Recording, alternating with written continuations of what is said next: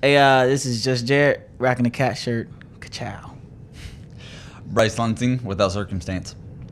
And I'm Joshua B. Easy. And This is the Take Off Anytime podcast.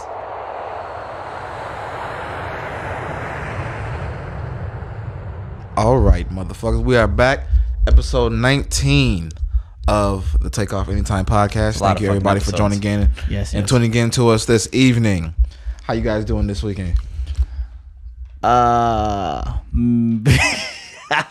Depends. You were in Depends? No, I said just depends. Oh, okay. Just depends. Just depends. Okay, I thought the grown-up diaper joke was a lot funnier, but No, I was wrong. No. I don't typically shit myself.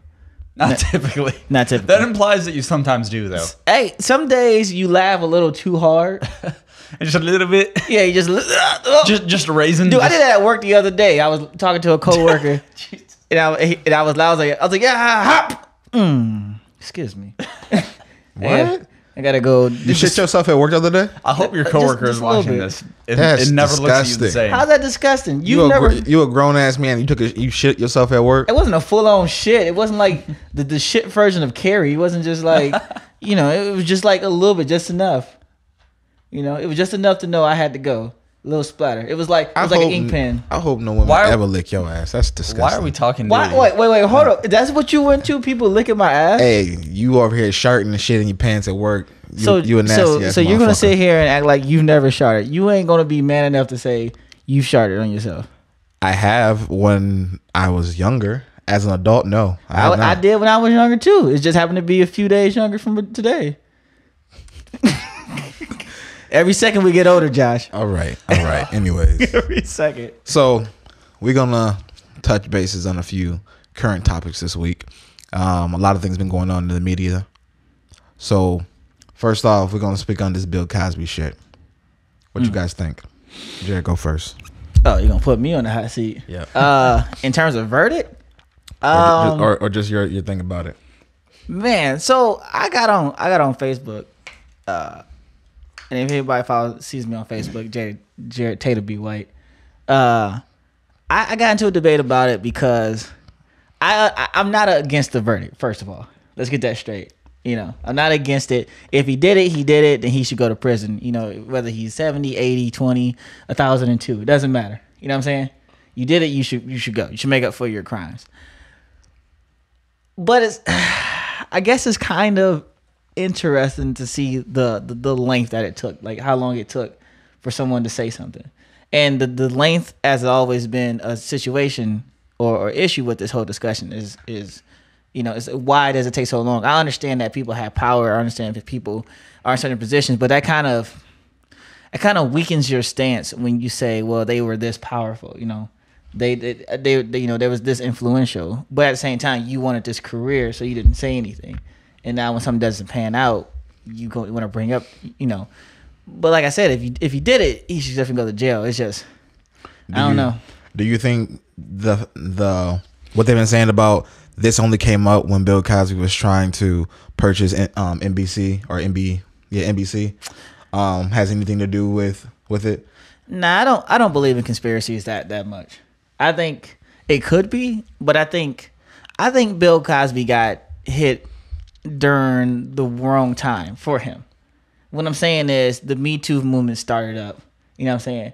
And then people start recalling issues, and then it just kind of all correlated with the same time that he wanted to get NBC. But at the same time, how you just said it happened at the wrong time.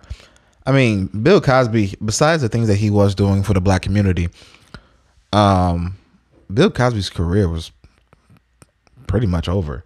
I mean, he already made his money. He already had his fame. He already reached the top of where he was going to reach. Mm-hmm. You know what I'm saying? So the fact that this came now and he possibly literally is going to die in prison if he actually does go, there has been a lot of things about him not actually going to prison. But if he does, I mean, that's the sad part about it to me. The fact that you had to wait until this man was literally an old man to try to beat him into submission like this. Well, I do understand what you mean about that. But I mean, that's putting a limit on a crime. You know what I'm saying? It's like say a limit or yeah, a limit. you say a lemon. I'm like, how the fuck is a lemon going? No, lemon. No, Statute of limitations. You're right. yeah, well, no. Because statute of limitations, there's definitely a length of time. You know what I mean? If there But- was, then if there was a statute of limitation for rape, then none of this would be present. Well, yeah. From what I hear is the only reason why it came up is because he supposedly had the same situation happen in 2004, and that's why in that situation was still within that time frame of the statute of limitations. So it was even though the rest of the 43 or however many girls it was or women it was, that last one was still within that time frame.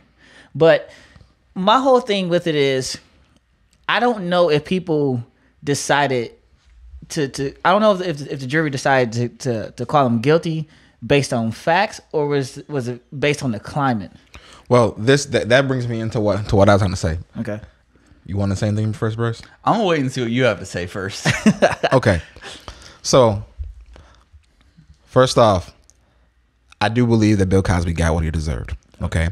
Okay. And I'm not trying to make an excuse for the women that were hurt in the situation, or, any negative thing about what happened to the victims. Okay. But to me, in this situation, the system failed Bill Cosby. Oh man. Okay. Now listen to why I say this. Because the first time that Bill Cosby went to court about this situation, okay, he had a fair trial. Okay. They brought it all up. He went to court. It was a hung jury. It was done. He was off. Okay. But take notice that during that first trial, Bill Cosby case was the biggest case. It was all over the news, social media, every sort of platform, that there is in today's earth, on the earth today. Bill Cosby was the talk of it. Right. Okay. So on this second case, the jury, there was no possible way in hell that they didn't already have a preconceived notion of Bill Cosby. Yeah. There was none.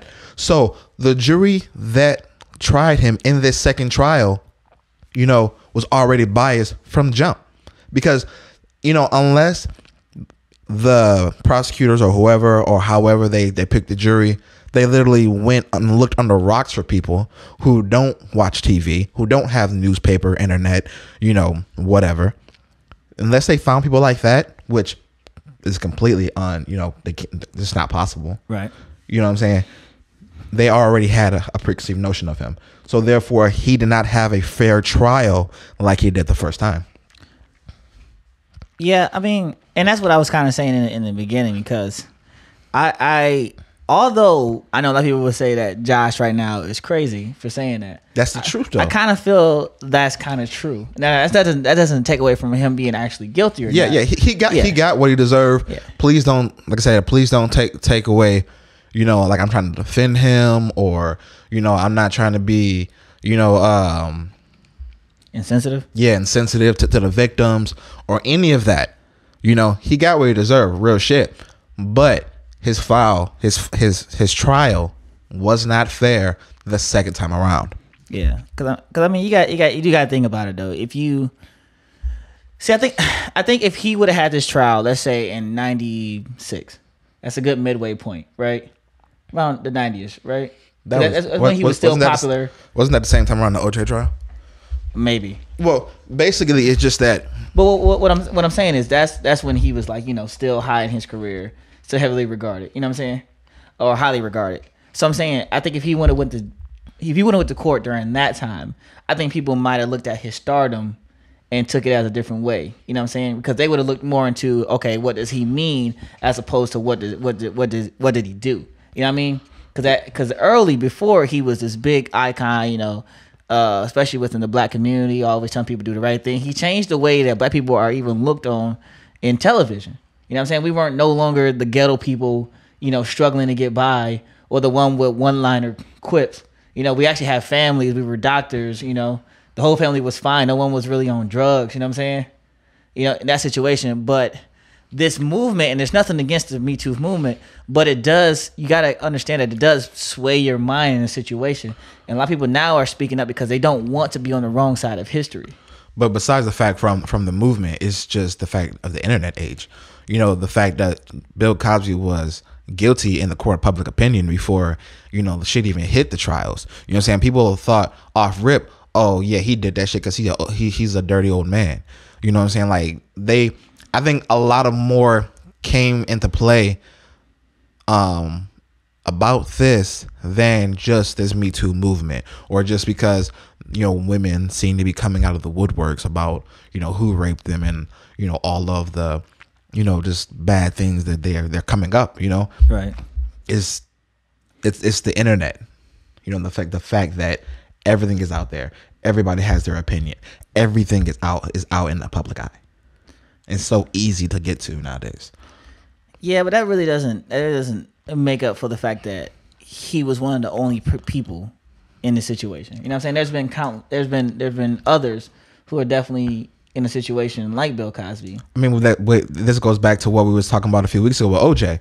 If what OJ did happened when the internet was prevalent, then OJ would have for sure would have lost his case, regardless of his stardom, regardless of his money. You know, if the internet was popping back when OJ did what he did, right, then he would have got canned a lot faster. What do you think, Bryce? No, I mean, you're throwing these disclaimers out here, Josh, about how, you know, you don't want it to be construed the wrong way, but when you isolate the facts, it's hard to argue with what you said. When you look at the sheer fact of, you referenced the court of public opinion, and like you said, unless you're living in Iraq, you're going into that case as a juror with a preconceived idea of what the situation is. And, you know, it's kind of like politics. Anything but politics is just a convenient example. Is when somebody has their mind dead set on a certain belief or a certain view, it is near impossible to get them to change that view, and they're only going to look at or pay attention to the facts that back up what they already believe. Mm-hmm. I'm pretty sure there's a name for what that is, but I don't know what the name of it is. So I mean, whatever it is wrong, because, you know, when you're selected for jury duty, okay? A selective hearing.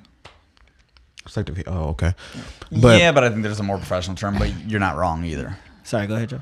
When you are selected for jury duty, okay, don't they, like, when they tell you can't watch TV, you can't go nowhere, you can't read newspapers, like, right, you cannot be influenced by the outside. Yeah, they isolate you. You know what I'm saying? Yeah, they completely isolate you. Well, they don't do that in every case, but high profile cases. And this definitely was a high profile case. You know, so, you know, there was no possible way for the system to isolate this jury. The only thing that I don't know, because I've seen this on TV shows, but I don't know if they do it in real life, is I've seen on TV shows where the judge will say, whatever verdict you come back with, you have to come back with a reasoning for that verdict. It can't just be guilty or not guilty. You have to say what factors led you to that verdict. When did they start doing that? Well, no, I said I just saw it on a TV show. I don't know if they do it in real life. No, they don't. I mean, at least that I've seen. I mean, they should, but even if you do bring, I kind of hope they would. If you do bring a definitive reason for your verdict, you can still sway it. You know what I'm saying? You could change the lingo so it fits your ideas. One thing about a verdict is that when they decide a verdict for a trial case, it has to be a unanimous decision. Yeah. You know, if it was like, I don't know what the tally was for Bill Cosby's first case, but if it was like 11-1, hung jury. Right. You know, all you need is one person for that jury to be hung. You know what I'm saying? It has to be unanimous. See, but that's what I was saying before. I don't know if the jury together just thought that he was guilty, or if I don't know, like, if someone didn't want to be the person on the wrong side. You know, if somebody thought the other way, but say if it was an 11-1 vote and that one person was just like, I don't think so. But everyone else is pressuring him, and then he or she doesn't want to be the person that comes out and be like, oh, you're the reason why Bill didn't go to prison. See, I hate to bring up like old stuff that we've talked about, but I think it's fits in this scenario. So remember several episodes back, we talked about Philando Castile and how jury acquitted or found the police officer that shot him not guilty. And that's kind of, I feel like it goes against what you're saying, but it doesn't make you wrong either. What do you mean? The popular opinion of that case is that the cop was wrong. Right. In shooting Philando Castile. And the verdict was contrary to popular opinion. But there's a couple things with that. One, there's a police officer involved with that, and so I think that's different because generally people try to, I think generally people want to trust police. I'm not saying that they do, but they want to. And also with that, Bill Cosby was a celebrity as opposed to Castile. But that's where, and we talk about it so much that I hate to bring it up, but that's where I almost feel like racism comes into play again. I mean it can in both cases, but with Castile, he's a nobody, so it's easier. Just what state was that in? Do you know? Minnesota, I think. Because I think Minnesota is generally a more conservative state. Right. So does Minnesota being a more conservative state play into the fact that Castile did not get what I view as justice, and the fact that I assume California or New York was where Cosby was tried? I don't know. But it could be it could be that Is more liberal, so they would have been more inclined to. I highly doubt that, just because it's been going on. It's been that kind of situation has been happening all over the country, and it's been the same outcome every time. Well, I wouldn't say every time, but there has been 95%. Yeah, the scales are definitely tilted. But I feel like usually when you're talking about celebrities, you're in a more liberal state like New York or California. But the crazy thing about it, and it's kind of sad in a way to say it, is that every person that dies in a cop situation like this instantly becomes a celebrity. I mean, for the wrong reasons. You know what I mean? It becomes a martyr. No, I wouldn't say a martyr. I would just because. Well, go ahead. Oh, well, I was gonna say, but in Jarrett's context, whether or not they're a martyr is kind of irrelevant. Just because we're talking about the more of the legal justice aspect. Because when you say martyr, I think of more of the social impact. But I don't know. I still feel like that doesn't necessarily go against what I was saying, though. No, it doesn't. It doesn't at all. Because if these guys are getting killed in these rural states, but then again, I don't know, because they're not all in rural states either.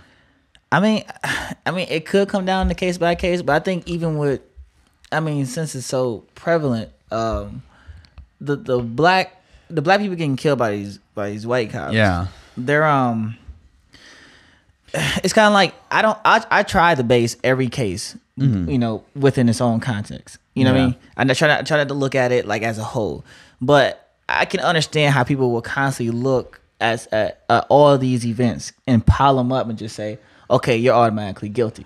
Well, You know what I mean? and here's another thing, and I'm going to play a little bit of the devil's advocate here, because this is usually a conservative voice saying this. We talk about the media, feeding us a certain rhetoric.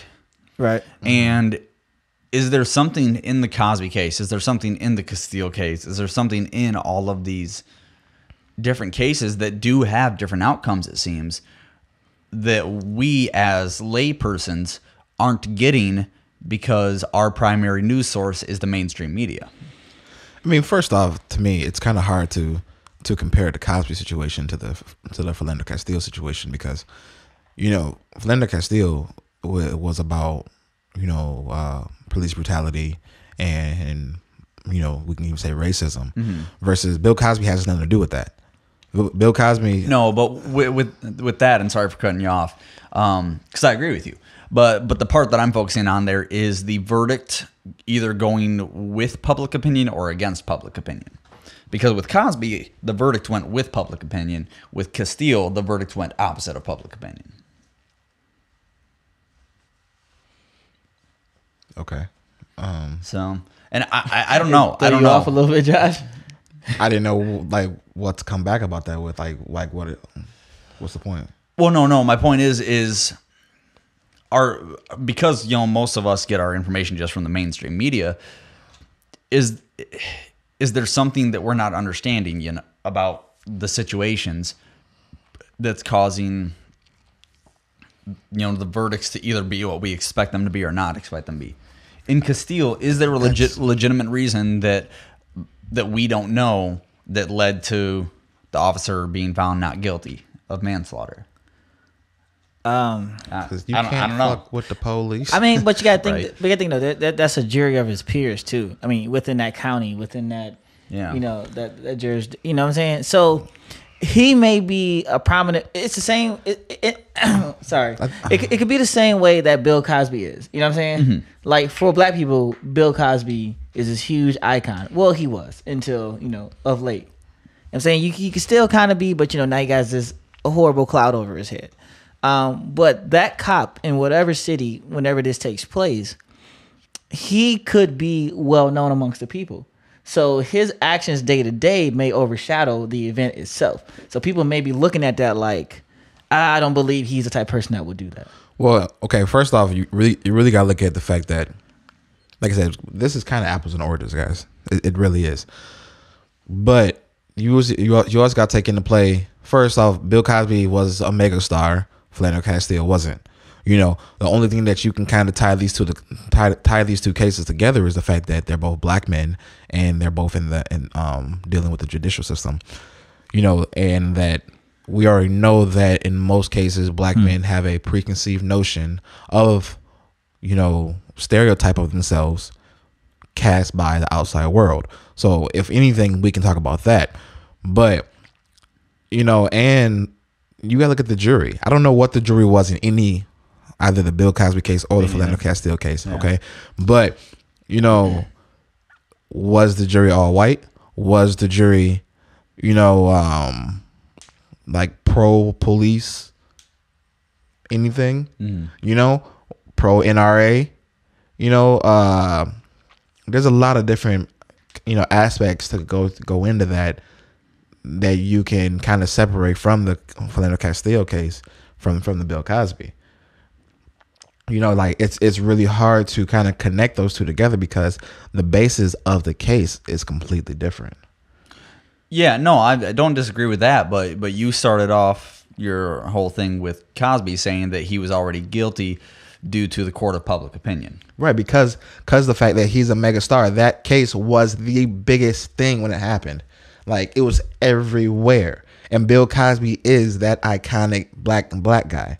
You know what I'm saying? He was that stereotypical black guy that, the standard of all black men. We should all strive to be successful, to be a family man, everything that Bill Cosby was in his show as Theo Huxtable. What's that his name? No. No, Theo was his son, no. But you know what I mean, Dr. Huxtable, whatever. Yeah. But yeah, it's just it's completely different. I wouldn't say completely different. I would say, honestly, the profile or the situation at hand is still the same. Now, on one hand, separated itself, Bill Cosby is a bigger person. We can just agree he's that. more famous. Yeah, he's more well known and over. Because Castile only became famous once that situation happened. And that's what I meant earlier. But I would say they kind of match up in the sense of what does the case mean to society, like not finding that cop guilty for that's what happened, right? Yeah, not finding him guilty kind of makes everyone sit back like, well, damn, the system is not for us. You know what I mean? Yeah. And so it works on a large scale because if you keep seeing that, it's just like, dang, another notch in the belt, man. And it's the same thing with Bill, whether he's guilty or not. I kind of feel like Bill had to be guilty for the simple fact, like, if he was not guilty, every woman out there that is ever wronged is going to feel like, well, damn, nobody is with us. You know what I mean? Like, there's no justice for us. So on that hand, I can understand. Now, it's a little different because, like I said, the cop was found not guilty. So it kind of makes people feel like, damn. So basically, they don't want to alienate the women the way they have done the black men or the black community in general. Because that's exactly what I got from what you're saying. Well, yeah, it could be, but I mean, let's think about it as this as well. There's only been one major high-profile case in regards to women so far. Now, there's been scandals so far, but no one has really went to court besides Bill on this level. Yeah, has what was it, Weinstein? Yeah, Weinstein's been brought up. Only thing he lost Has he been tried for anything though? No, not yet. Only thing that happened is people start backing off away from him. See, that's the real question. Is Why hasn't he? If it comes down to him being tried, it'll be interesting to see if it has the same end result as Cosby. That's what'll be interesting. See, and that's what I'm saying. Like, then you have two very similar situations: white versus black. Yep, you got white versus black, and then if here's the thing though. So if he is found not guilty, let's just say not guilty first. If he's not found guilty, he has in Harvey Weinstein. Yeah. Harvey Weinstein. Then the black community is gonna be like, damn, you took Bill, but you're not gonna get Harvey. Yeah, you know what I'm saying. And then at the same time, women are gonna be like, of course he didn't get it. I mean, but you can even look at Harvey and Trump. Yeah, but I'll come back to that. But if he's found guilty, the black community at least could say, okay, well, damn, it's not a race thing. You know what I mean? Well, in a sense. But then women can be like, yeah, we have justice. But then everybody else could be like, damn, is everyone just gonna go to jail just off of a he say, she say? I think a big thing that we're gonna, everybody keeps talking about the Me Too movement like it was this huge thing over the last year. Don't get me wrong, it was. But I still feel like it's still too new to know what the lasting effects are going to be of it. I because even though it's stayed pretty prevalent, it's still only been what, a year, maybe, probably a year. I feel like that's too soon, sure. and especially because you still got stupid crap happening. You still have this whole Stormy Daniels thing going on. Yeah. Which, I mean, granted, that's not harassment. That's more about a scandal in and of itself. But That's true. But it's just, I don't know. I feel like it's too soon. If we were to touch on the whole Stormy Daniels thing, I think even though I don't like Trump, I think he should be impeached and everything under the court and stuff like that. But I don't think that should have anything to do with Trump's presidency. No, and I think just because it happened so long ago. I think most people agree with it, but I think what most people take issue with is one, the hypocrisy, and two, the lying. Because I've heard even liberal people multiple times say, "We don't care. Clinton did same effing thing." Yeah, it's. But yeah, it's. I'm telling you, it's the timing in which stuff is happening. You know what I mean? It's the timing and like like we were saying, it really is kind of the race thing, because it really is seeming like the black community can't get no sort of justice, and I'm sorry to say, but the white guys get off on everything, and it's not just white guys and police, because the cop who shot Philando Castillo, I believe was Oriental. Nah, he was white. I'm pretty sure he's white. Yeah, he's white. He might have been. I thought I saw someone where he wasn't a white guy, but just white people and police in general are like one and the same. Yeah, but you see how many you've seen the stories online though about black police who, like, when they're off duty, other police officers think that they're criminals. Yeah, like that dude who was like searching between his house for like he dropped something and he was looking for something, and then his neighbor called the cops on him. Even though he was a cop. Yeah, even though he was a cop, and it was his house. What happened? I don't know. So this cop goes between his house, like between the houses, that little alleyway that people have, a space. Okay. And he was looking for something, and then his neighbor called the police because he's a shady black man going through the alley. Yeah, pretty much. So he don't know his fucking neighbor? Well, that, or she just saw black and she was like, black nighttime must be criminal. Oh my god. Yeah, probably. So if you go and do it, I don't know. Dress up. I don't know. I don't know. You drop something in your alleyway, just don't get into the next morning. The safest way for a black person to interact with society is to not be black. It's man, that's rough. I mean, that's cynical. That is purposefully cynical, but it's man. I'm telling you, this whole week. Is that racist for a white guy to say? Because you know what I mean by it, obviously. I wouldn't say it's racist, but I hate to say it, but it's kind of true. That's me acknowledging the situation. That's me acknowledging how bad the situation is. That the sheer fact of being black sometimes is enough. It is. And that's see. Yeah, but it's like it's no way for us to not be black. Well, you know what I'm saying? It's like it's You about to say a sin? no, it's cynical. Oh, okay. I'm about to say, God damn. yeah. You Whoa. being black is a sin. Whoa, that would have been About to get lit up, right? See, I'm just gonna come. I have Sarah actually just waiting up there with some holy water. She's gonna burst and just splash it on you too. Oh, what the? If y'all want to kill him, y'all can go ahead. I don't know what to say about that. And still, I'm only this far away from being as offensive as Josh. Yeah, I don't kill people on camera.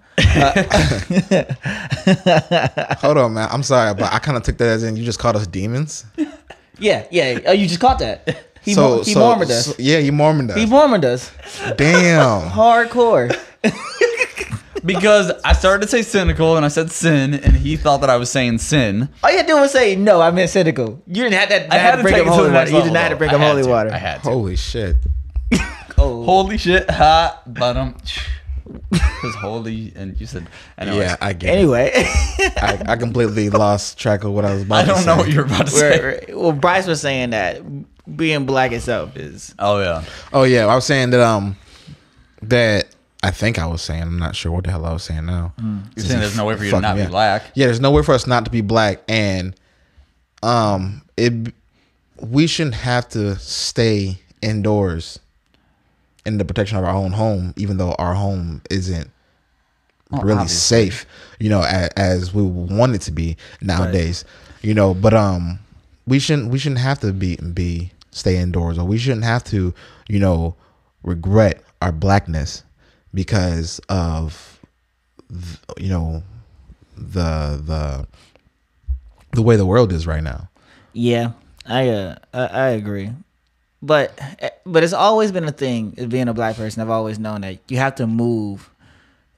You have to move with different steps. Oh yeah, we definitely got to move different steps. You know what I mean? As black men, we got to work twice as hard just to get half of what he gets. Yeah. You know what I'm saying? What they say, there's no personal. They said there's no such thing as a good. No such You thing. make as, more money than me. Yeah. Well, what they said, there's no such thing as a good black student. But the thing about it, I make more money than you, but yet you don't got the house and the 2 cars. I don't have a kid. That's fair. Yeah, but You stereotypically black. I pulled out. but He kind of got you with that one. Yeah, but that's not that's not. Well, I don't have a house, but I'm also divorced, so. And we're both making more money than you. You make more money than me? I do. No, you don't. Yeah, I do. Yeah, but here's the thing. We can talk about why. If you're talking about your new job that you just got, Yeah. maybe not yet. As in, you haven't caught up to me yet, but overall, yeah, I have. You crazy. Okay. It doesn't even matter. See, this is black people against each other. It doesn't even matter. We should be coming together. Yeah, you putting guys our should money be together. about me, right? Yeah. See, the white man always putting us against each other. That's why. No, I'll play with you. This is not 19. It's not 1972. Yeah, this ain't Big Bang Take a Little Bang type shit. Yeah, nah. See, that's, But, that's what we got to talk about on an episode. We got to talk about financial shit. But next time we go out, Josh is buying my lunch since he has so much more money than me. Yeah, fucking right. Shit, if I buy it, I'm eating it. Shit. Fuck all that. But, anyway, go ahead. So moving as a black person. See, this is like a whole nother thing in and of itself, but we could almost do a whole nother episode just on this shit, but what I don't understand about white people, that's a funny sentence. What I don't understand about white people, Republicans especially, who say this whole Black Lives Matter movement is unnecessary black people, because that's what they always come back to. Black Lives Matter is unnecessary because black people are already equals. That's the premise of that argument. But here's what I ask from white people that make that statement, who say all lives matter, because all lives matter is a response to Black Lives Matter. That's what. Anytime I see a Blue Lives Matter bumper sticker on a car, I automatically assume that person is at least more racist than they will admit. Mm-hmm. Because same thing, Blue Lives Matter was in response to Black Lives Matter. That's what it was. Right. So when they say Blue Lives Matter, they mean police, right? Yeah. Yeah. And it's like obvious police matter. Obvious every life matters. But Black Lives Matter is in response to the events happening nowadays that would seem to indicate otherwise. Yeah. But here's what I ask of white people, conservative white people.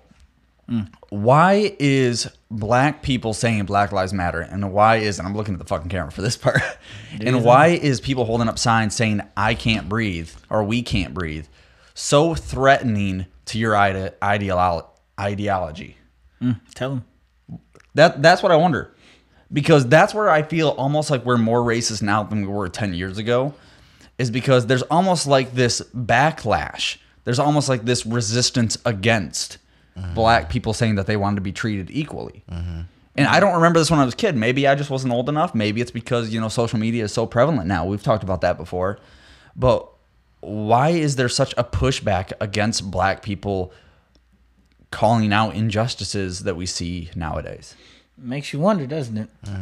But that's the crazy line that we told them. Because being black and calling out injustices, there's a very fine line you have to travel. Because you can be, you can be the normal guy who just holds up signs, holds protests, does marches. But then if you travel too far, you become that what do they call it when they're kind of like crazy? They are like it's almost like they almost become like terrorists because of the events. Almost like an extremist kind Yeah, of? there you go. An extremist. You become an extremist, and that's the problem. But kind of, I just thought of a better way to phrase what I was saying before, and forgive me, I'm not trying to ignore what you're saying. But I feel like the more that liberal people and black people push for just the acknowledgement, never mind the actual equality itself, but just the acknowledgement of an inequality, that an inequality exists, the harder that the conservative base pushes back. And it almost makes them more racist. It's like black people and liberals calling for this acknowledgement makes conservatives more racist. And I just don't get it. It's almost like when you're having an argument with someone you love, and it's not even about the topic that you're arguing anymore. It's about winning the argument. So you just push back harder and harder. I think it's because of what people have at stake. You know what I mean? And I know that's like the worst kind of way to look at it. I don't think you're wrong though. Yeah, because continue. Yeah, what I mean is like, say you do have a lot invested in stuff, but they are a majority held by white people. You know what I'm saying? If you start bringing up more equality, I don't like to do this, but you start bringing in more equality, and then say more Mexican people, more Asian people, more black people start coming up, then your stocks potentially drop. You know what I'm saying? Whatever business that you hold. But why? I mean, I don't understand stocks that much. You know what I'm saying? I understand to a decent degree. I would think, I don't know how stocks work either, but don't stocks go down because people stop buying it or watching it or using it? Like people start to pull away from it. Like you said, if white people have one thing and they have a high stock level, I don't know the correct terms, but if they have a high stock level, okay, and then more black people, Asian people, Mexican people start using, what the white people use, you would think that stock will go up because now we're together and we're going up together, but it go down because white people start falling out from the product. Sound that they do though, because that's I don't know how it works. What I was saying is like, okay, so let's say Charmin, right? I don't know if Charmin is actually white owned, but let's say Charmin, right? They have personal toilet paper's white, so Yeah, I mean, everybody got to wipe the ass though. It turns black. But what I'm saying is like, let's just say whoever owns this company, who are making this top notch, toilet paper that makes you like, kind of wiggle and get an orgasm every time you wipe your ass. I like Angel Soft, by the way. You know what I'm saying? See, I'm more of a Charmin guy. Okay. So we're gonna use this moment to try and get a sponsorship, right? So Charmin is up here, right? And but then equality is Angel Soft. You know what I mean? So more people are like, okay, we need more equality. Then people start getting more into Angel Soft. Then Charmin comes down. You know what I mean? Because less people are investing their money into Charmin. You know what I'm saying?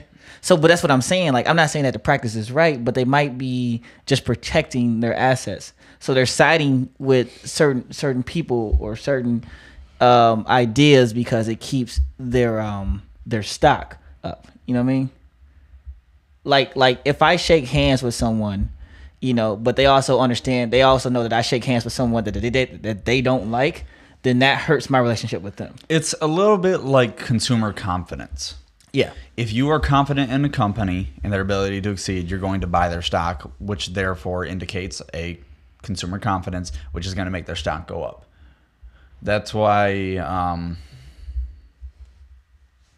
that's a bad example. I was going to use Facebook when they were going through their thing with Congress about, Russian hacking and all that. But actually, when they had their meeting with Congress, their stock actually went up.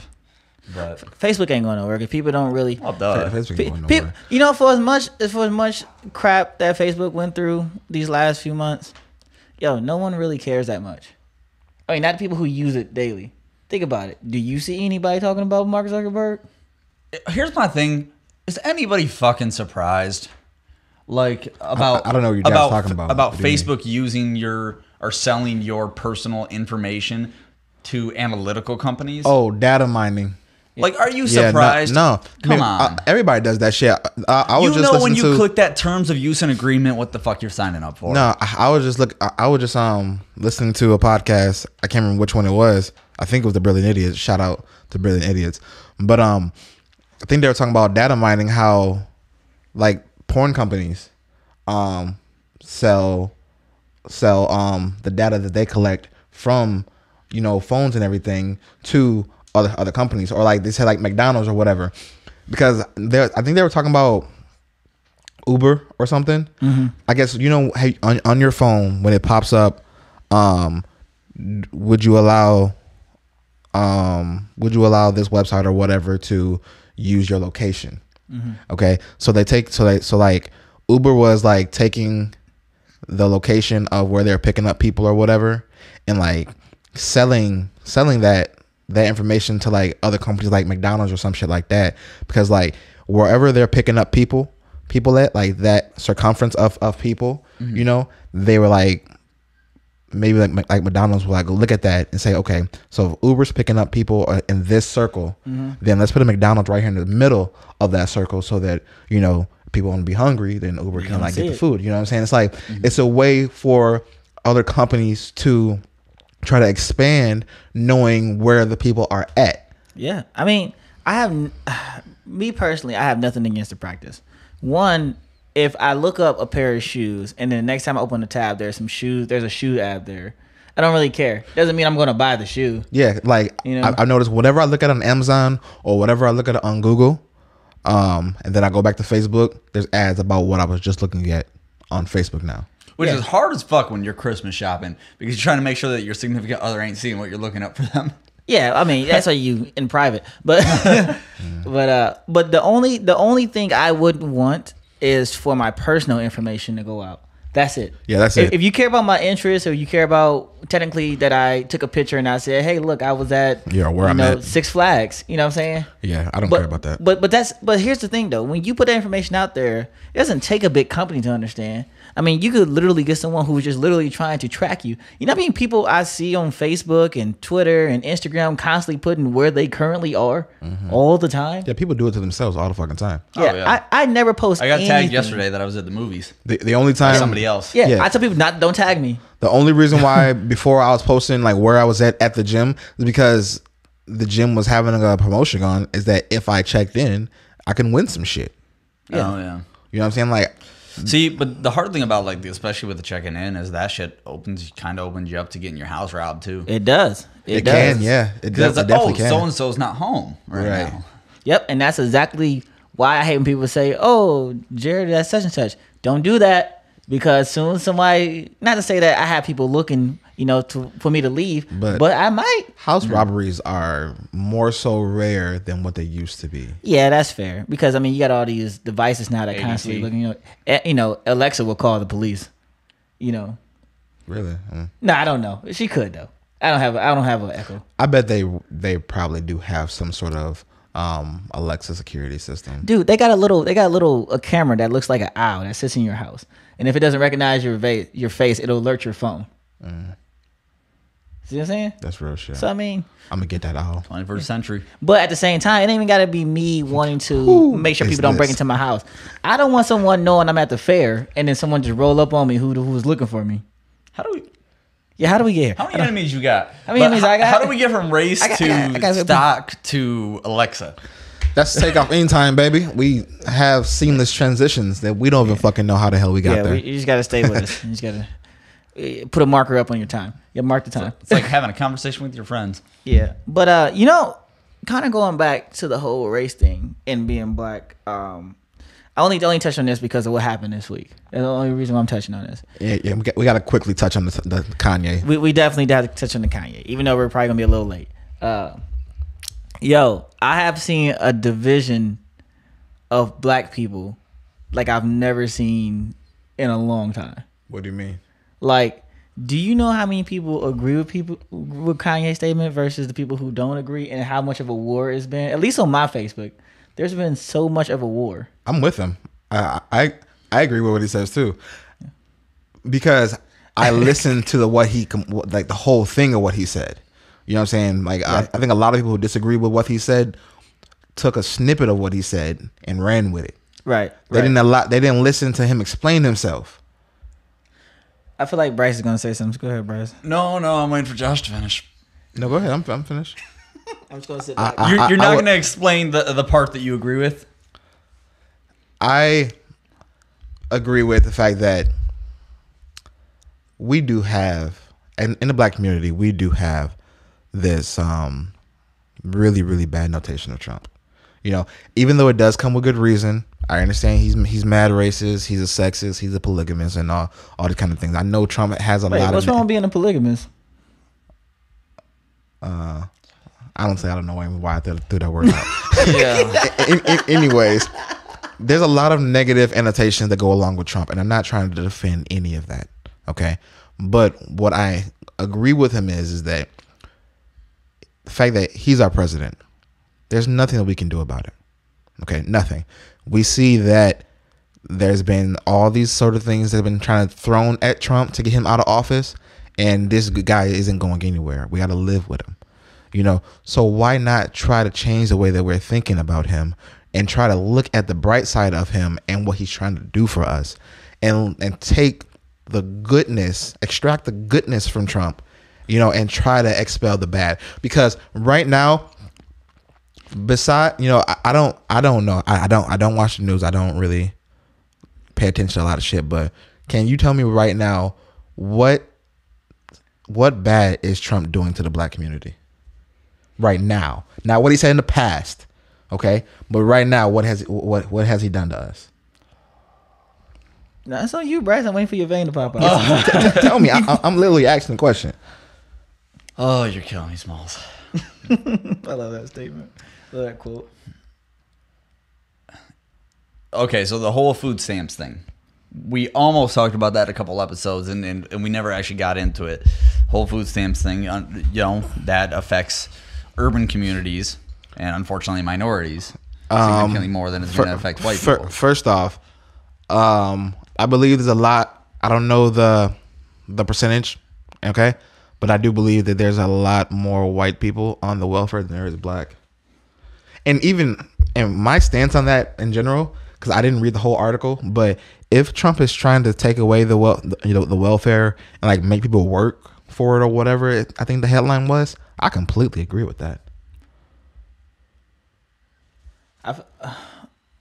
With just the headline, like I haven't read the article, so I don't know. I don't know it in detail like everybody else. So please tell me. I feel like that topic is going to be a good amount of time. We may want to. Or we can make this longer. Shit. I mean. All right, hang on, people. We're gonna. So catch us next time on our next episode. No, you're gonna stick in for this one. Here we go. You ready? This is gonna be the long episode. All right. So I'm not totally against you with the food stamps thing, because I always feel like this society or this country has a way of enabling people. Mm-hmm. Fully, the government take care of the poor they completely take care of them instead of helping them, get by or to transition into a higher class of life. Right. They take care of them, and if Trump is trying to get rid of that, I agree with it. I'm sorry. I mean, I guess you gotta look at how and the majority it's affecting, and how is it going to affect them? Because for let's say for you and I, right? You and I and Bryce, right? Like none of us are on welfare, right? We can agree to that. None of us are on welfare. Okay. But I do know people on welfare. I do have friends on welfare. At one point, I almost was on welfare. You know what I mean? So I do understand how that helps getting that little bit of extra money, getting that food, getting stuff like that. But I do understand at the same time that people take this money, and I've seen people flip the money. You know, flip the food stamps for actual money, or when they do that, they won't get things like food. They won't get things to help pay their rent. They want stuff like that. They abuse the system. I don't have a problem with people flipping the food stamps because that's the hustle. I have no problem with that. What I have a problem with, people taking the food stamps and flipping it. Like the way food stamps work is that if you sell somebody $200 worth of food stamps, it's $100. That's flipping it. Okay, I don't have a problem with that because that's the hustle. What I have a problem is the fact literally that taking advantage of the system, though. I get that's that. exactly what they're trying to crack down on. Let me finish. Okay, what I'm saying is that I have a problem with the fact that people are getting all of this money for nothing. Like they're not doing anything for it. You know what I'm saying? Just the fact that oh, I'm too lazy to get up off my ass and go to work, you know, or I want to lay up and have so many kids that I can get so much money from the government. Okay, so you're okay with people doing what you call the hustle because they're doing what they got to do to survive. I said I'm not completely against it, even though I agree it is taking advantage of the system. Okay. So why aren't you against it? Let's break it down. Why aren't you against it? No, I am against people okay. I guess I'm wording it wrong. Okay. And I don't know how to really say it right now for you guys to understand it. Okay. That's the hustle. People, I fully support the hustle of anything. It's just what I'm saying is that I don't appreciate the fact that people are being taken care of from and doing absolutely nothing. But can you consider that the hustle too? No. I mean, why not? In a sense, you could though, Josh. In a sense, you could. You can say because I know that the government's going to take care of me. What's the point of me? You know, what's the point of me getting these jobs, trying hard because the government's just going to support me anyway? No, that is a part of the fuck hustle. that. Because listen, I'm a working man. I work 50 to 70 hours a week. Okay. And then let's talk about taxes for a minute because this is where I come from. Okay. When I claim taxes, okay, from just working, okay, I made $50,000 by myself last year. I do my taxes, okay, I get back barely over $1,000. Mm-hmm. Okay, barely over $1,000. And when I worked, put my blood, sweat, and tears all year, barely over $1,000. But then people who are on welfare, they'll do their taxes, you know, they'll claim, you know, so many kids and they get back, you know, $4,000 or $5,000 for doing fucking nothing but claiming a bunch of kids and not working for the whole entire year. That's an injustice to me as a working man. The fact that I'm the one that's going to work. I'm the one that's having this large amount of money taken out of my paycheck is going to the system to try to pay for the people who's getting the food stamps and who are living on the welfare. And yet the people on the welfare can basically get more back from taxes from doing nothing, and I'm the one that's getting nothing. See, there's a little more into that whole situation though, Josh, because one with the taxes, I understand what you mean. I made, you know, for what I made last year, I felt like it wasn't enough. But at the same time, throughout the years, I've understand how taxes work. You know, I understand how much you get per year, you know, per paycheck versus what you would get in the end. Because realistically, at the end of the tax season, you're supposed to get zero. That's what you're aiming for. You're not supposed to get any, and you're not supposed to be paying any. Mm-hmm. That's what you're hitting for. So you getting $1,000, you know, kind of shows more to the fact like you're doing your taxes more correctly, and it's in the way that the country wants you to do it. But I do understand what you mean for the fact like, you know, these people have these kids and then they get paid for them.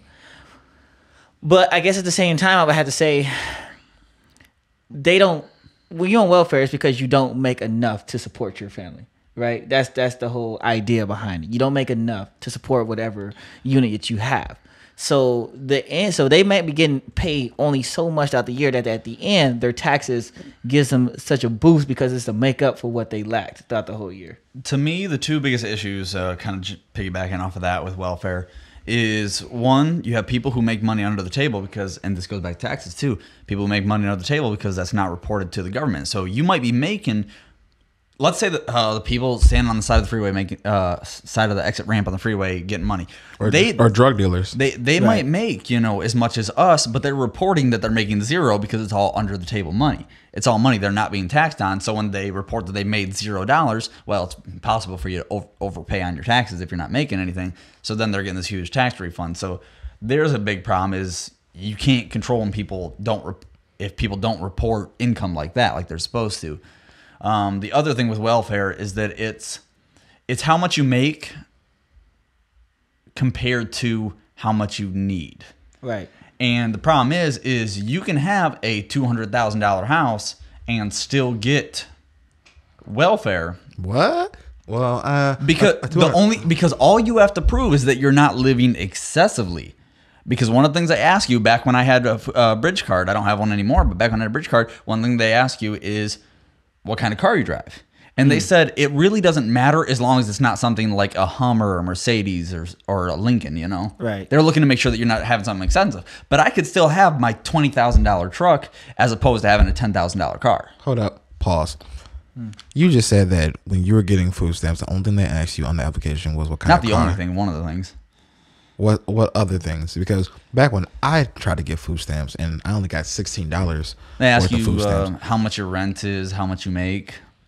Right. Utilities. So the way that you just said that to me, I took it as if they only cared about what kind of car you drive. No, not only. That's just one of the things. Yeah, but they're Why more does that even matter? they're more looking at I get why it matters. I do. But okay, for me when I did food stamps, it mattered about my income. Yeah. Because at the time what was weird for me is that I was unemployed and I was getting like I think like $600-$700 worth of unemployment per month. Mm-hmm. Okay. And then they said that I was making too much money to get food stamps or to get a lot of money on food stamps. Like I said, they only gave me $16 worth a month in food stamps. And but that was because of my household income, and that's what I was getting to, because it was my income. And then you were saying something about a car. You know what I'm saying? I was about to pull a whole black card on that. What you would say. Okay, but go ahead, Bryce. I'm sorry. No, that was it. So I don't know how to really take the whole situation because on one hand, like I said, I've seen people hustle the system. I've seen people not go against what it's actually supposed to do for you. And in one eye, like you said, Josh, it's not wrong because the hustle is the hustle. You can respect someone's grind. But at the same time, that other person's hustle is hurting you because you got to remember, you're putting money into the system for that to happen. Right. And I kind of guess that I'm not against that as much of that kind of hustle because I can benefit from it. Say, if you get $500 worth of food stamps and you want to give me $250 and I only got to pay you, you know what I'm saying, $75. Right. You know what I'm saying? Shit, that benefits me. You know what I'm saying? So that's giving back to the community in a way. But but that's the whole that's giving back to you. But yeah, right. but that's the whole idea. That's what it comes down to is everybody's going to do what's in their own self-interest. And food stamps are no exception. Me right now, if I felt realistically like I could get $25 a month, $50 a month, $100 a month on food stamps, even living like I live now, why wouldn't I? That helps me and my wife. And is my priority not me and my wife? True. I'm telling you, man. I'm not saying it's right, but survival of the fittest. If I get on Section 8 right now, do you know how fast I would leave my apartment? See, man, fuck that. The Section 8, I've applied for the Section 8. By the way, I don't know what Section 8 is. Section 8 is basically government assisted living. Okay. I applied for Section 8 and my name came up, so they was going to give me a spot, okay, for Section 8. But the spot they're going to give me was shit, dude. Oh. Like, they were going to give me this 1-bedroom efficiency that was off Washington. Like, had a mini stove. I'm a fat nigga. I like to eat. I cannot fucking live on a mini stove. just not happening. There's no such thing as making one thing at a time. No, Yeah. fuck none. You know, but they were gonna give me that and plus and like that and or I can like have lived at these other townhouses way on the north side. Basically, they want to put you per se in the hood or the ghetto. And me myself, I'm from the hood, but I was never raised in the hood. You know what I'm saying? My mom has always had us in a better part of the town. Like I wasn't ever in the suburbs, but I was in the better part. I wasn't in like the bad parts of the town. Right. You know what I'm saying? So for me, I cannot live in the bad parts of town. You know what I'm saying? Like I can't live below where my mom raised me. Right. You know Yeah, what I'm saying? 'cause it's your standard. Right, it's my standard. Yeah. And everything that was given or that was available through the Section 8 was below my standard. See, I understand what you mean. You know, I kind of want to go. I'm kind of want to twist it a little bit because I wish, like you see how you said you were going to get put into like the hood in a sense. I wish that people who lived in those situations didn't make it a hood situation. You know what I mean? Like, cause think about it. If you wanted to really say you wanted to hustle the game, what if you got you and all your people, no matter what their race was, on a Section 8, right? Just to get there. Everybody's paying this low amount of money to be in this housing. But whatever area you put in, all of you come together and make sure that area is dope. You know what I'm saying? Make sure that area is set up nice, that kids can play in the street, you know, that no one has to worry about getting shot. Then it'd be totally different. There's kind of not much way to do that without the government seeing it because to be put on the Section 8, first off, you got to prove your income. And then if your income meets or is below the standard or it meets the standard of the Section 8, you know, that's when they put you in these spots. So for you to be on that list, you got to lie about your income basically because to do what you're saying to do costs money. Right. You know, But what Jared's saying, I think, is, you know, if you're in Section 8, there's this preconceived idea that you're living in the hood. But the only reason it's the hood is because people make it the hood. Yep. Exactly. right. If people, But- you don't have to have a good income to clean up your yard and not shoot somebody. I kind of disagree with the fact that you said that it's only the hood because people make it the hood. People who live there make it the hood. No, it's the hood because the people who own it make it the hood. People who own the hood don't want to put money back into it to make it better. You know what I'm saying? There is a small amount of things that people can do that live there to make it better. Yes, I agree with you. But the majority of the things like to reside, to redo the lawn, to do the That's why landscape. we're defining that's it money. differently. Yeah, That's I'm why. not. 'Cause you're defining the hood as from how it looks aesthetically. We're defining the hood by the people and the actions and the crime rates. Well, that's kind of what it is because that's kind of what it is to me because when you look at the suburbs, okay, Right. there could be a lot of bad things going on in the suburbs. You know what I'm saying? Like there's meth labs and you know could be like a lot of drug trafficking in the suburbs. Right. But you don't but you don't call it the hood because it looks better there than what it would be if you were into per se hood. You know what I'm saying? Because the same thing could be happening in the hood as happening in the suburbs, but you don't call the suburbs the hood. No, because here's my thing. Even you talking about just looks alone. Like think about the way that people move in the suburbs versus the way they move in the hood. You know what I'm saying? I'm not saying that people. What's the difference? So what? The Money. No, bro. Because think about it. When you moved into your place that you're at now, what was it? Just painted walls with nothing else. It's probably everything was cleaned up, right? No, my place was shit. It was shit. But what did you do to it? I made it look better. You made it look better. So why can't everyone in the hood area that you, especially if Because of money. No. Think about it, dog. Anyone knows on Section 8. If you're on Section 8, you are not paying that much. Yeah, you're not. You are not paying that much. So why you're not paying that much? Because you don't have the money. So think about it. If you're not paying that much, right, and you're getting welfare, more than likely, right. So you're getting a good amount of money from the government, right. And then any amount of money that you have, say you work a job, even if it's at Home Depot, that's money you pocket, right. That's basically money you pocket. Now, all your frivolous things that you want to buy, your cell phone, you don't have to be with T-Mobile or Sprint. You can be with Boost. Okay, let's talk. Let's talk real rough for a minute, but let's use your Home Depot job that you just said. Okay, how much are you making at Home Depot? Just give me a figure. It depends on what position you are. Okay, But let's say 15. Let's say 15 an hour, No, fuck that. 15 an hour working at Home Depot. bro. I don't know, man. You're a fucking manager at that point. Yeah, Yeah. fuck that. You gotta work hard. People who live in the hood, if you working at Home Depot, you ain't no fucking manager. You're a stock person. You're a person who cleans the fucking place up. Okay, so how much do you make? So It's like $7. $7. Like 7, 8, The 9. minimum wage is higher than that. It's like 9 something, I believe, right now. 9, maybe 10. I'm not sure. Yeah, I don't think it's 10.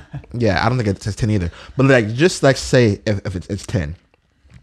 $10 an hour isn't a lot of money to live off. No. Okay, but let me. especially for a single person. Yeah, especially for a single person, especially for people who have kids and family, Well, which a lot of people in the hood have. They have Right. families. So therefore, when you get that paycheck at the end of your week or every bi-weekly, okay, and it's so much money, what's more important? Putting food on your table, clothes on your back for you and your kids, or residing your house, And- or doing the lawn or whatever? So I gotta, every now and then, believe it or not, I have to agree with Josh. I don't have to, but every now and then I do agree with Josh. And where Josh is right, if we are talking about aesthetics, let's break it down specifically to aesthetics. If you're living in, Section 8, or if you're renting because you can't afford to own, you are not going to want to redo the siding on the house you're renting because you are renting that house. Why are you going to put that kind of money into something that you don't own? Yeah, but why is it? But I don't. It's not even the fact about what you own or whatever you rent or whatever. It's the priorities. You have to pay. You have to spend your money on the things that you need. You need food. You need clothes. You need to pay your bills. Okay. Once the food and the clothes and the bill money is gone, you ain't got no more money to spend on residing your house, on painting the walls, on like I said, redoing the lawn. You ain't got that type of money. No, that's definitely not true, bro. So think about it. That's how was that not true? So think about it. So like we said before, if you're on Section 8, right, your place is pretty much already paid for, or it's very cheap. It doesn't even matter. You know what I'm saying? Mm-hmm. And then if then that's usually combined with welfare. That's usually combined with welfare, right? So you're getting money from the government for food, no matter if you got one kid or you got 4. They're giving you money for that kid. Now I understand things come up, so I'm not factoring that in right now. What I'm saying is, if you make $10 an hour, right? You probably take you take maybe around $800 home, right? A week, right? Something like that. I don't know. Shit. Yeah, I don't know how to. Right, every 2 Whoa, weeks. My bad. Every fuck 2 no. weeks. Every 2 weeks. My bad. Nah, you ain't even taking that much home every 2 No. weeks. You bring home 500 every 2 weeks, maybe. Well, I'm that's a little making, different. yeah. Okay, so, but I'm saying that 500 isn't going back into groceries because the money already came from welfare. You know what I'm saying? That's already taken care of. The rent isn't really going to be high, so you'll probably take. Because I know people on Section 8, they pay. Some people pay $1. Some people pay like $16. Not making okay. If you were bringing home per se $10 an hour, to say throw out a figure of $100, $500 a week or whatever, or every 2 weeks or whatever, your rent is going to be maybe $100 to $200. So therefore, that leaves you with like say on Section 8. and on Section 8, Okay. because they still take your income and they factor that into how much you can afford. I think Section 8 is a lot easier for you to manage than you would if you were on your own, but it's still income based living. If you're bringing home $500, every 2 weeks per se, just a figure what we're throwing out here, okay, they're not going to say, okay, your rent's only $50. They're not going to allow that. I'm not calculate this. Okay. No, keep talking. I'm listening. I'm just saying that they're not going to allow you to pay like $25, $50 for rent when you're bringing home that much. Right. Jared, now I gotta yell at you because the numbers Why? don't matter. Yeah, No. The numbers are relative. No. Hold because on. we're just throwing out fake numbers. You could here. have child support, and I mean, you could have and you might not be And- working full time. You might not be able to find a full I time. was right. and medical, God damn it. medical I knew costs. I was right. What? It's around 800 every 2 weeks. Maybe gross. Yeah, Hey, fuck gross, is I bro. knew? Yeah, minus taxes and shit. Net is what's important. Dog, I'm telling you, dude. No. No so way. you're still taking home around 700. No, When the I- fuck when you're I- not, When I was making $10 an hour, I was making maybe $300 a week. bro. I was taking home $300 a week. A week. Yeah, but when were you making $10 an hour? That was a while ago. Was that the? That's what I'm saying. But obviously, you can't use me as an example though, because I went to college. I got a good job outside of college. See, but I made a stupid amount of money when I worked for a grocery store. But that all goes back to choice, though. See, that's kind of where I agreed on Kanye, just for that simple thing. I know I'm coming back to it now. Just listen. It's the only reason why I agree with Kanye when he said choice. I wasn't too concerned with slavery. Because slaves could go to college. What, slavery I wasn't too concerned with slavery as itself. Because people saw slavery and they just went with it. It was like, oh, it must sit with slavery because he didn't mean traditional slavery. I know. He meant slavery of the mind. I know, and that's what I'm saying. That's what I'm saying. We are in a society where we constantly look at the bottom and we figure that's enough. But that's people's mentality though. That's the problem. Because think about it. I never wanted to be on welfare. And I'm not saying anyone ever does. I'm not saying anyone ever does. But I wanted to make sure I never got in that situation. I didn't have kids because of that situation. You know, I didn't try to sell drugs, and I left to the military as soon as I could because of that situation. Because I seen it. And I'm not saying everyone life can be as easy or can pan out that way, because shit happens. But it's the neglection of trying that kills me. It's almost like a choice. People would rather sit where they are as opposed to trying to do better. And I'm not saying you had to go to a fancy college. You know, you can go to a community college. Okay. And even if you just want to get the community together and just learn some stuff together, you could do that. Okay. Especially these days. Now hold on. Now let's circle it back around. From what you just said, that's what the whole where we just brought this topic on about Trump taking away the welfare. Okay. If Trump is saying that you need to stop accepting the bottom, okay, and actually put in some work to get more of what you deserve, okay, that's what the whole thing is about. Yeah, but I never argued that though. I never argued. I just said how welfare is being used. Well, I never said if it was right or wrong. The thing is, I don't think anybody realistically questions that it is abuse. But the problem is you can't punish people who are abusing it without punishing some of the people who are using it correctly. Right. And that's the problem. You know, people want to go to the two extremes, and nobody wants to meet in the middle. But that is the middle. But I'm more for. I'd rather do something that benefits the whole. The thing is with whole coming up from the bottom. This is where I do agree that I think a lot of people, regardless of whether or not they're on welfare, do not actually give their jobs, give their careers 100%. And if they did, then they wouldn't be making minimum wage. And I know there's some people that will disagree with me and say, oh, well, not, you know, some people are held down by the system. And in some cases that is true. But I've known so many people that are our age. As everybody knows from our last episode, we're 29. Yeah. But there are people that I know that are our age that have never worked full-time in their entire lives. Yeah. And I'm sorry, there's no excuse for you either not to be working full-time or at least not to have two part-time jobs. Yes, that sucks. That shouldn't have to happen. You should be able to get a full-time job. But the reality of, you know, there's a lot of retail jobs out there. You know, those are almost never going to be full-time unless you're a manager. Yeah, man. If I was working $20 an hour, I'd get a second job because I'm a responsible fucking adult. Wait, pause. You were making $20 an hour. Oh, sorry. If I was working 20 hours a week. Oh, sorry, that's what I meant to say. Yeah. But no. You know what? That's cool because think about it. I make a decent amount of money. I'm not gonna say how much, but I make a decent amount of money, right? Mm-hmm. But I've also been in my career. He makes $1,000 an hour. Yes. No. I wish. Boy, you're gonna get some fan mail from some women. No. If I made $1,000, they'd be like, "Oh my god." If we were making $1,000 a week, we wouldn't be recording in this basement. I wouldn't be in a cat shirt. Right. I tell you that much. Maybe I would. No, but right here in his we lap. should do these episodes in suits sometime. We should. Only people can take us serious on wearing a cat shirt. Damn, I totally forgot what I was saying now. If you were I don't know. Oh no, you make a decent amount of money. So I make a decent amount of money, right? But I've also been in my career field for 10 years. You know what I'm saying? Yeah. For 10 years, and when I started, it was crap. You know what I'm saying? And I started off as an E1 in the military. Yeah, you have to get through the crap. Yeah, it's the Shawshank Redemption analogy. You gotta crawl through a mile of shit to get clean on the other side. Okay. You know what I'm saying? That was interesting. Yeah, right. I'm just saying. I'm thinking of that too. It's a great movie though. But what I'm saying is like like Bryce was saying, sometimes you have to work the two jobs. It sucks, but it's and I'm not saying people aren't working two jobs. It's what you do with that 2 jobs. Yeah. You know what I'm saying? Are you investing any money back into yourself? Even if it's $100 a paycheck. You know what I'm saying? Even if it's 50, just something to say, okay, I'm working on something better. The problem is so many people get to the bare minimum and go, that's fine. Well, my thing, a lot of my work experience when I think about stuff like this, I think about back when I worked for a grocery store.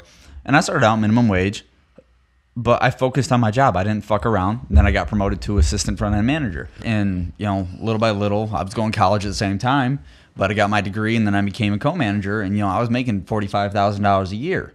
And so my point is that, if you really want to get promoted, and never mind raise, because we get into that whole thing. Yeah. But if you really want to get promoted, you have to do more than the bare minimum of your job. Right, exactly. And I know people that still work for that same grocery store, and they're always telling me how, they're looking for other jobs or they're trying to get promoted. And it's like, but at the same time, that same person, I know for a fact, half-asses their job.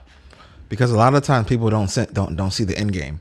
Yeah. They don't see that the floors that they're mopping right now could lead to them owning the store.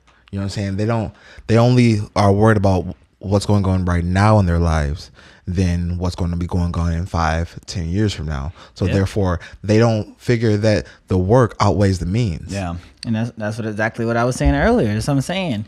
You may get paid a little bit right now, but you still need to think about what your future is. Put a little bit away. If it's $10 a paycheck, then put $10 away. I know people who get minimum wage, but what they do, they go drink and they smoke. Yeah, exactly. You know what I'm saying? And that's what I have an issue with. I understand the system is hard. I understand that everyone just can't pack up and move away and try again some other place. But damn, like where you are, try. You know what I'm saying? That's it. Well, and that's the thing is like earlier, and it's kind of a sort. You brought this up earlier, I think, to Josh, and it's kind of a sore subject for me. You made reference to me making less money than you, but having a house. But that shit didn't happen by accident, and I get that shit from everybody in my life. Right, and I know I haven't. That happened because you have better money saving. Oh no, and I'm not trying to be down on you. My apologies. No, I'll throw it on my damn self. I know that I don't save my shit the way I should. But it pisses me off, and people don't get this. And my brother holds me up on a pedestal because I have the quote unquote perfect life. His words, not mine. I have a wife. I have the house. I have nice cars. That shit didn't happen by accident. You know how many vacations Sarah and I didn't go on? You know how many times we didn't go out for dinner? Yeah. When I started making $45,000 a year, we didn't increase our living. We didn't get a nicer apartment. We could have. Yeah. We didn't get a nicer apartment. We did for the longest time. We didn't get nicer cars. Right. You were living below your means. I was living way below my means. I got promoted. And that's the other thing. People, as soon as they start making more money, they raise their standard of living. They get a bigger house or more expensive car. So even though they're making $20,000 more than they were, they're still living paycheck to paycheck because they're driving a freaking Ford Mustang. I did that when I was married. Now I'm divorced. Yeah. Whoa, now it hurts. That's something that I need to scale back on. Not the fact that my rent right now is low, but I start paying more stuff back on what I owed. You know what I'm saying? So like, oh yeah, I'm trying to climb out of the hole that I buried. Yeah, myself in. I know a few people that are doing that because you have to do that before you can really get ahead. Yeah, unfortunately. Yeah. That's the nice thing is Sarah and I don't have any credit card debt, but yeah. But divorce is a hell of a what's thing. funny though? On a lighter note, the biggest thing that I spend money on that I could scale back on if I wanted to save more money, eating out. Yep. Easily. Me too. Easily. Yeah, I don't eat out as much, but a lot of my income goes towards my food because I've noticed that because of. Well, no, not well. Sorry. Well, because I'm trying to correct this. Oh yeah, because eating healthy ain't cheap. Yeah, let's eat hell no, exactly. Me and my fiance have made a progressive decision to buy more better, good quality foods. Yeah, and you know what I'm saying, to eat better on diets. So us trying to buy more healthy stuff is costing and hitting my pockets. Yep. You know the funny thing about that though, there's a trade-off because if you're cooking naturally, like from scratch, it's actually not that expensive because you can buy a gigantic bag of rice for not very much money. But then life gets in the way because to cook from scratch takes extra time. And extra time means, in theory, less money because that's less time you can spend on your job or something like that. I mean, and it actually kind of costs in a way more money because, per se, if you wanted to make a dinner, say you say a bag of rice, even though a bag of rice ain't expensive, shut up. But when you buy a bag of rice, you're only going to use maybe like a quarter of the bag, but yet, you're only going to use a quarter of the bag. You know what I'm saying? So basically, Oh, you don't throw the bag away. You keep it. right. It makes more sense in the long run because you can keep using that same bag. Yeah. You know what I'm saying? But as of right now, you're only using like a quarter of that bag, so therefore you're kind of spending more money than what you wanted to in the matter of say. Yeah. Especially if like you're buying something like pesto. A little thing of pesto is like $5-6 a thing, and like for some stuff like you're only going to use maybe half of it. Yeah, that's the thing. When you're talking the statement I made about it being cheap if you're cooking legitimately from scratch, right. you have to get your money's worth out of it for it to be efficient. Yeah, you do. Right. Now, if you sticking with the same knowledge though, when eating healthy is expensive, go back to eating out. Eating healthier is more expensive than eating healthy or than eating whatever the fuck you want. Yeah. Goes back to the classic joke. Do you want to have this salad for $7 or these 5 cheeseburgers for a salad? That's crazy as fuck. A salad will cost you fucking $8 to $9, $10 while burger is fucking $6. Because it's real food. Yeah. Real food. Yeah, man. I think everything just comes down to choice. I mean to young like that. Everything just comes down to choices, man. Yeah, but we gotta wrap this one up, man. We kind of went a little. Yeah, we said we're gonna go a little far, but we went a little too far, so we need to. I mean, we're almost at 25 minutes over, 22. Yeah, let's go and wrap it up. No, that's it. I thought we were more than that, to be honest. Just 22 minutes over. I didn't want to keep going with rice. So let's. You look at me like that. Cause Bryce, get it? That was nice. Dun. My name's Bryce. I like to eat rice. Yeah, and you look like it. What, like vanilla ice? Lord Jesus. I'm gonna cut this off before Bryce starts a rap career that we all don't want to hear. This is the end of this episode of Take Off Anytime Podcast. Final thoughts, Bryce, go. I'm hungry. Yeah, I am too though. Real shit. That's all I got. I'm just hungry. Yeah. I hope y'all enjoyed the episode as usual. Any single ladies looking to get some of that cheddar? You know what I'm saying? Catch me in a few months once I get everything back together. Oh yeah, and if anybody can see, I don't know how good the camera is right now, but we now have Take Off Anytime merch. This is the Take Off Bear hoodie. If you want one like me, hit us up in the inbox. Because Josh is a bear. That's why he has a bear. Yeah. Rawr. Bryce and Jared are also going to get their own animals. It's coming to you. Not going to know what it is. With the logo. So they're going to get shit too. I'm just the first to do it because I got money like that. Anyways, this is the Take Off Anytime Podcast. Thank you for listening. Thank you for everybody we appreciate you for fucking with us. And if you don't fuck with us, oh well, we're going to take off anyway. Be easy. And we out. Peace.